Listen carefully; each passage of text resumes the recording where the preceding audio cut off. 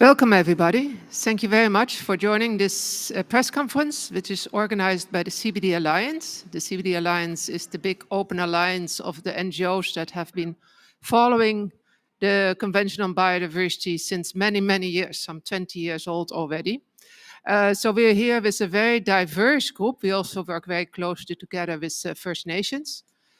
And as you may have heard, there was a very big action this morning organized by a group of NGOs hanging a very big banner in front of this building uh, stating biodiversity versus billionaires. And this was partly in response to a big announcement by Jeff Bezos, the Bezos Earth Fund, yesterday of a new funding pledge of 110 million US dollar. And we actually expect him to confirm this right now as I speak. And my colleague is there in the room and will join me at the end to react to this too. So my name is Simona Lovera. I work for the Global Forest Coalition as policy director. And we are actually really, really concerned about this pledge because having analyzed it, we realize it's going to very dubious destinations. Some 11 million is going to two voluntary carbon market initiatives. And my colleague Isaac Rojas will talk more about that later.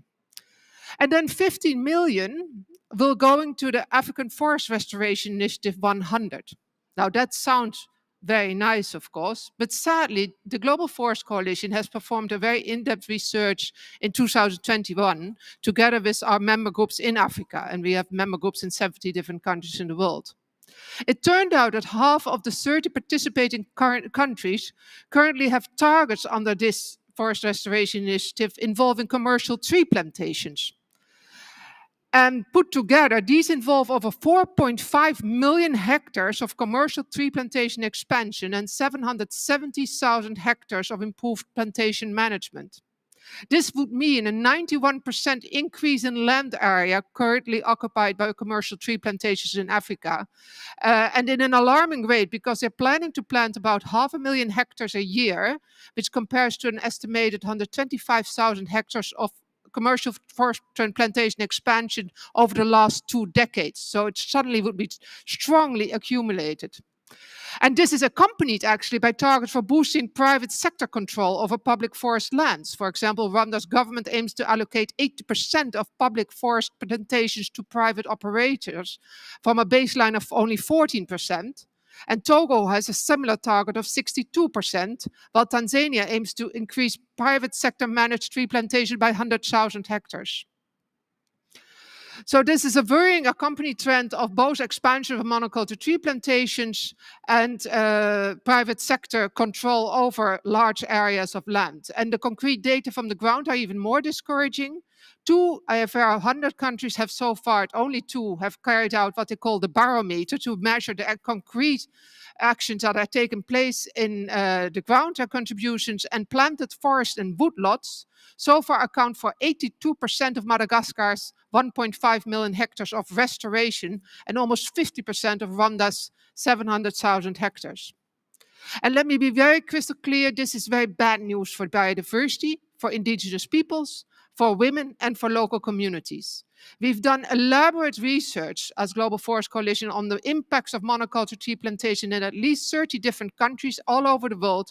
And we found that they cause large-scale destruction of ecosystems, trigger greenhouse gas emissions, particularly due to land conversion, contaminate water resources, trigger often very violent land grabbing, cause serious health problems, including breast cancer and miscarriages, particularly affecting women due to agrochemicals use, and provide very little jobs per hectare of land, thus triggering rural unemployment and depopulation. And then last, of course, there's a very funny angle to Bezos investing in tree plantations, as they are primarily set up to produce paper. And of course, paper is one of the main products that Amazon needs for all its wrapping packages, packaging practices for sending its products all over the world. It's a massive buyer of paper. So there's a lot of self-interest actually in the grant, and the whole grant pledge can basically be seen as a classic example of business supporting business under the umbrella of nature conservation. And obviously, he wants to buy a lot of influences. That's why he also participates in high-level panels here. And he seems to see the CBD as a new Twitter, as a little thing he could just play with. He also has some very dangerous visions of how he actually sees forest conservation as the best model, while we've been fighting very heavily here for getting recognition of indigenous people's territories and for indigenous people's rights and community conserved initiatives areas here in the targets. And we're very disappointed actually that a lot of countries, and precisely the countries that so much pledge for private funding into biodiversity policy, but also the countries that are letting us seriously down here in the negotiation process as far as protection of indigenous people's land is concerned. And this includes explicitly also Canada, which has a very disappointing position here in the negotiations as far as recognition of indigenous territories is concerned. European Union the same. The European Union has actually had very disappointing positions about human rights from the beginning, and they've seen this again with a lack of support for indigenous territories. So we really call also on these countries to recognize this. And it's not accidental that this combination of forest conservation comes together with private sector, because for private sector, it's often a lot easier to just fund these very strict conservation projects. Let me stop here, but we think just in general, we think that there's a very highly dangerous trend to depend more and more on unregulated voluntary pledges of private sector and philanthropic capitalists. Just one more clear example there is actually the tourism sector.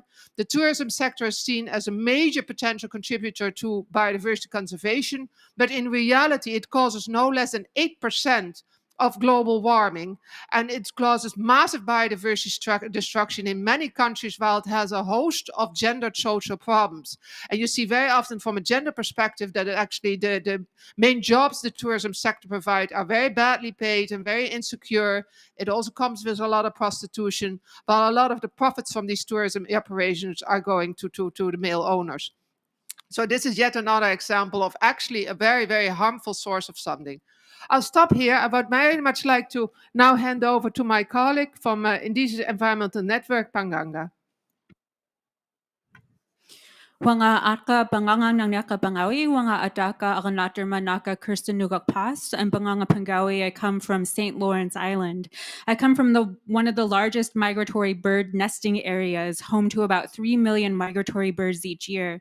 We are seeing massive die-offs of these vital species due to man-made climate change. I also come from people who have experienced unethical, multi-generational research practices like injection of radioactive iodine to test how long we will survive in the cold, and military dumping of waste. We live in a cancer cluster with no means to hold our polluters accountable.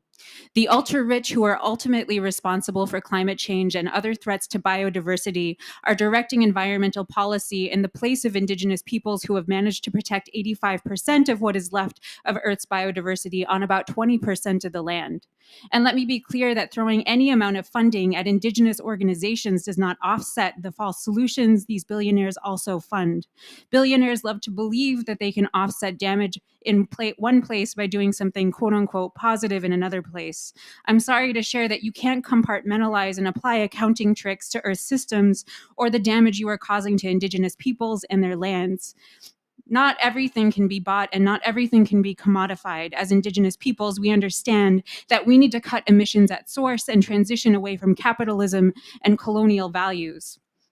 The type of policy and so-called solutions include damaging projects that are being tested on our homelands without free, prior, and informed consent.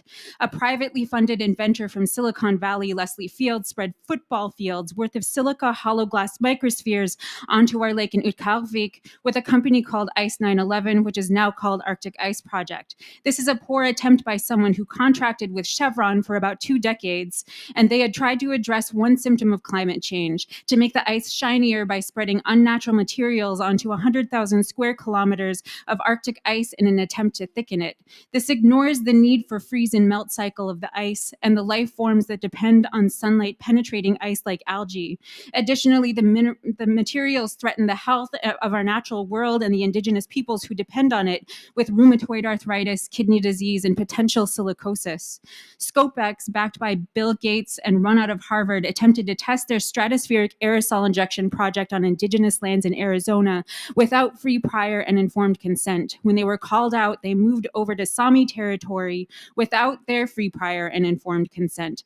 Bill Gates has thrown down $4.5 million to support this techno fix of spraying sulfur dioxide into the stratosphere to mimic a volcanic plume and reflect sunlight back into space. Sulfur dioxide comes down as acid rain after about 2 years, and by their own computer simulations, they know that this would cause drought, likely in the Amazon rainforest, and would disrupt monsoon cycles in Southeast Asia and would cause crop disruption across multiple continents. This would deplete the ozone layer within a matter of 50 to 90 years. The project would need to be continually implemented due to termination effect, meaning once you start, if you stop, the Earth will heat up more than it would have had you not implemented it to begin with.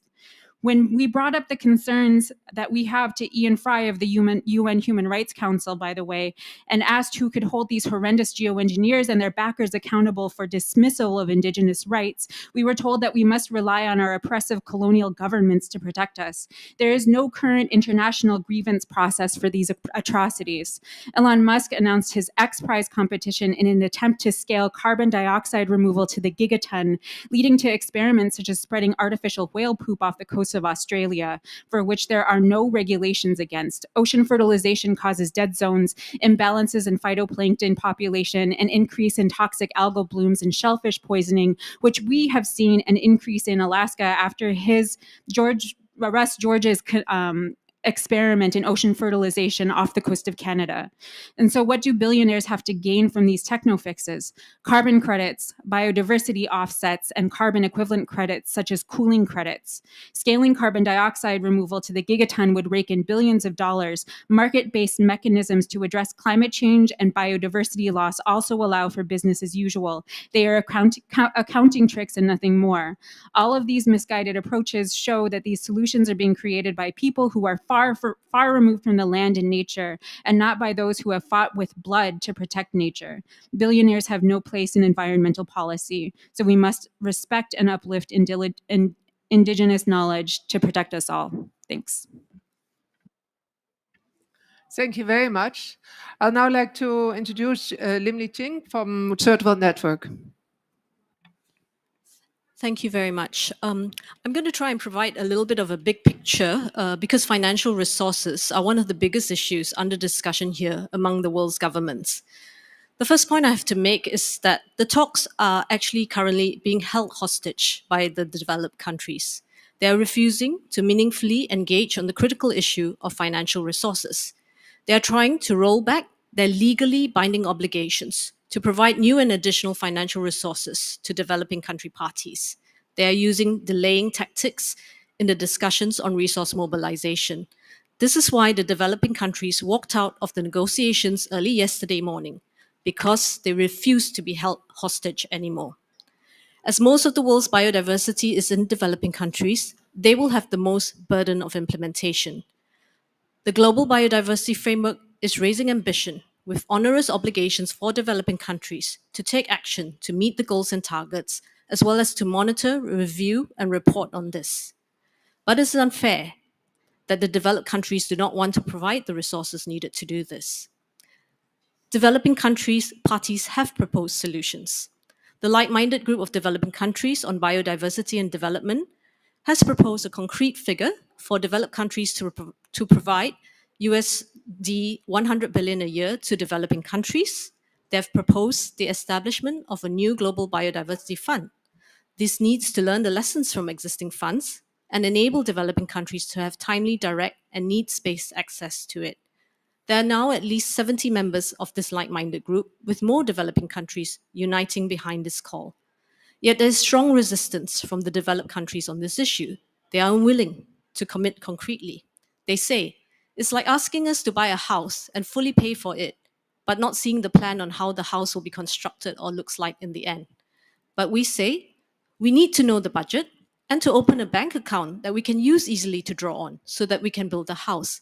And of course, this building of the house has to be done in conjunction with Indigenous peoples and local communities who are our true stewards of biodiversity. So finally, I want to say, this is really a question of justice. Developing countries are not begging for more money. There is an ecological debt owed to the developing world and to the communities and the indigenous peoples that have safeguarded our biodiversity. In fact, it is them who have been subsidizing the developed world and the billionaires over centuries from colonialism, and this continues to today. A recent study values the cumulative net drain of resources flowing from the developing to developed countries between 1990 and 2015 at 242 trillion US dollars. High income nations with 16% of the world population are responsible for 74% of global excess material use. And all this has to be said in the context of structural issues such as unfair debt that developing countries are drowning in, especially after the COVID pandemic. Equity and justice are seriously needed here in Montreal, right here, right now. Thank you.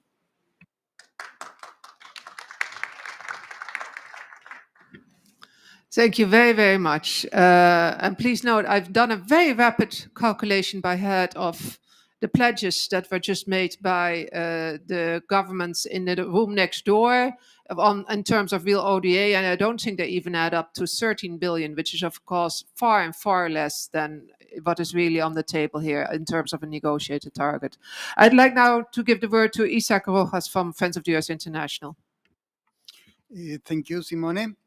Well, the proposals that on the table, such as nature-based solutions, carbon markets, and others related to financialization of nature, are not real solutions that will combat the root causes of biodiversity loss crisis. Finances for offsetting is not finances, because as we have said, it works like this. I burn your house. After that, I rebuild your house, and I tell you, this is the way I finance you.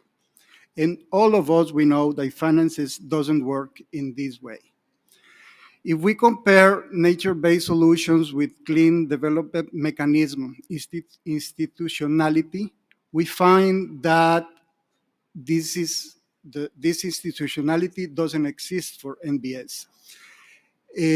On CDM, those institutions look at criteria, review it, and were able to say if it fixes it or not. Right now, with nature-based solutions, no one can say anything. So anyone can say any proposal is nature-based solutions, and in this way, we are open the door to really harmful proposals or mechanisms or that can damage in a very negative way biodiversity. In relation in addition, to what we have repeatedly pointed out, that NBS is a vague concept and that is not part of the Convention on Biological Diversity and therefore should be rejected, it's important to know that nature-based solutions, carbon market, and other mechanisms related to financialization of nature commodify biodiversity, enable the destruction of biodiversity, and might even accelerate its loss, weaken environmental legislations and public policies by allowing new limits on biodiversity destruction. It's a greenwashing mechanism that also increases corporate power, violate the rights of indigenous peoples and local communities, for example, the rights to their territory or to take decisions, artificially divides local communities and indigenous peoples from nature, and in this way, it makes invisible the cultural and spiritual links that united them. And this is contradictory with the Convention on Biological Diversity. All these mechanisms and proposals build a new concept of nature that convert nature into a thing that can be divided, sold, bought, and exchanged. And finally, all these mechanisms erodes and destroy real solutions such as indigenous peoples and local communities conserve territories or agroecology. Thank you very much. I'd now like to give the word to Shona Haft from Rainforest Action Network. Thanks. I won't speak for too long. We keep hearing that this COP has seen the most presence of finance and business than any CBD COP that's come before it. And sitting in the business sections, what we've heard over and over again is that initiatives like company self-reporting are somehow the answer to the role of unchecked corporate power in the extinction crisis. We have not spoken about the abuse of corporate power against human rights, involving environmental abuses. We also haven't spoken about the impunity of the financial sector. In many places, there are literally no laws or meaningful ways that communities can hold finance to account. And what we've heard is that there are corporate initiatives such as the Task Force on Nature-Related Financial Disclosures, which is a task force headed by 40 corporations, many of whom have a very terrible environmental record. And they've been situating themselves as presenting both a voluntary initiative, but also that they somehow have some solution in the crisis. We're particularly alarmed today to learn of recent funding from governments which have provided €30 million to this corporate-headed task force. Until we actually speak about the role of corporate power and the role of the financial system and how we create fair and just processes that put communities in the driver's seat, we're not going to see an end to the extinction crisis. Thank you very much. And then finally, I want to give the word to Jim Thomas of ETC Group. Thank you very much. Just over a week ago, at the opening of COP15, we heard from Antonio Guterres, the Secretary General of the United Nations, about how dire the situation we face is. And he sounded a warning note. He said, let's not listen to the delusions of billionaires. There is no planet B. This morning, a number of climbers in a building opposite this convention center unfurled a large banner, an 80-foot banner, that said biodiversity versus billionaires, and a number of people were protesting on the ground against the impact of certain billionaires, particularly Bill Gates and Jeff Bezos. I was a bit late for this panel because just now the head of the Bezos Earth Fund, which is the vehicle by which Jeff Bezos, the founder of Amazon, is claiming that he's going to give $10 billion to address biodiversity and climate crises. The CEO was speaking, and a few protesters stood there with signs pointing out that we shouldn't surrender biodiversity or this process to billionaires, that the wrong Amazon was burning. Why are we talking about billionaires? Why are we talking about these unaccountable high wealth individuals who are suddenly becoming an important part of what's going on here in the CBD? Unfortunately, it's not new. For many of us who have been tracking developments around biotechnology, synthetic biology, this is the most important place in the UN system for discussing the regulation and oversight of biotechnology. And then a few years ago, we suddenly began to see large amounts of money flowing from Bill Gates, who has investments and interests and ideological support for GMO crops and foods, and also for gene drives, these extremely risky technologies, and for geoengineering.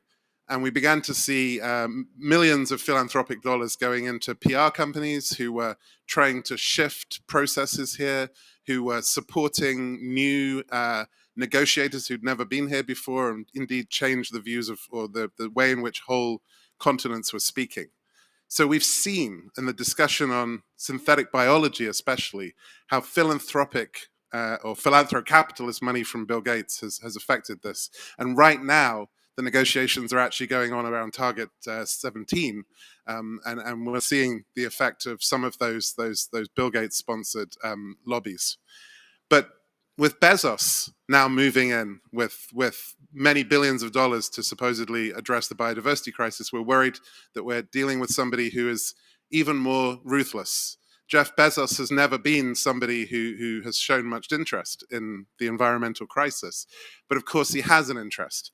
The first is he runs one of the most impactful online shopping companies in the world, whose impact not just on climate and energy, but also on material goods, requires that he's able to offset that, that he's going to be able to some way find a way to use these new nature-based solutions and financial tools to offset that. But crazier than that, Bezos has said a number of times that his real interest isn't on Earth, it's in space. That his other business, the Blue Origin, is building the road to space, which in itself will have a big impact on the climate, and that he hopes to move the mass of humanity off the planet into space colonies, with the planet becoming, as he puts it, a national park that you visit. And this, of course, chimes perfectly with a 30 by 30 vision, and we can see how this lines up perfectly. We're concerned that a man who every time he approaches a new market, whether it's books or boots or grocery or now biodiversity, doesn't just participate, but works out how to entirely take over that market and ruthlessly control it, is now looking to do the same in biodiversity policy. And we're concerned that these billions of dollars are being used unaccountably to try and drive his interests. It's very simple how billionaires should help the planet. They should begin by paying their taxes to governments so that governments can be involved here. They should also be paying properly the workers who work for them, so that society can participate in this. And then thirdly, they should pay the reparations for the costs that they have created, the harms they have created. Those things are more important than $10 billion to further their own interests. And that's what we should be calling on for here.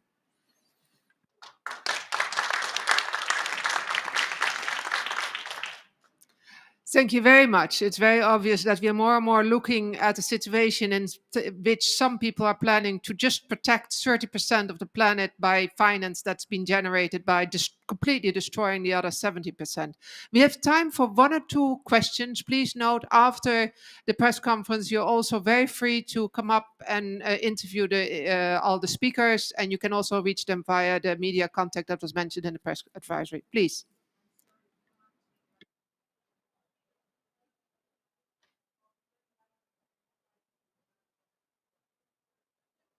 Just one or two questions, quickly.